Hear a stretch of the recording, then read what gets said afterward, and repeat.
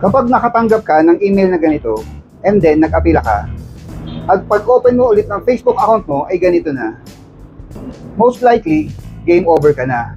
Dahil wala nang iba pang paraan or mga form na maaari nyong fill upan para mag-file ulit ng apila.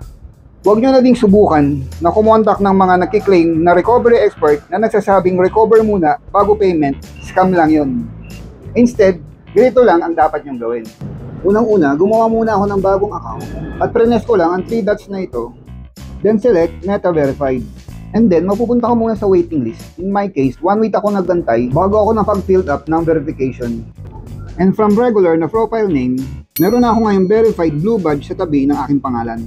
And then, select ulit natin itong 3 dot, then Meta Verified, at lalabas na ito na exclusive lang sa mga verified users. Then, click Get Support, then Connect with Support, then Account Access, then in my case, Hack Asset, and then Contact Support, and then may lalabas ng ganito, pipiliin mo na lang kung by chat or by email. And then, add your email address, information ng issue, and your phone number. After that, pwede mo na isubmit. At kung by chat ang napili mo, kukontakin ka nila through Messenger at magkakaroon na kayo ng direct na pag-uusap ng Meta Pro team. At dahil nga hindi na ako makapag-apila, sila na mismo ang nag-file ng appeal para sa akin. After that, na-recover ko na yung aking personal profile. Kasama na rin dito ang nahack na Facebook page. Ganun lang ang mga ginawa ko. At kung sigurado kayong wala kayong nalabag sa community standards ng Facebook, siguradong marirecover nyo rin ang mga account nyo.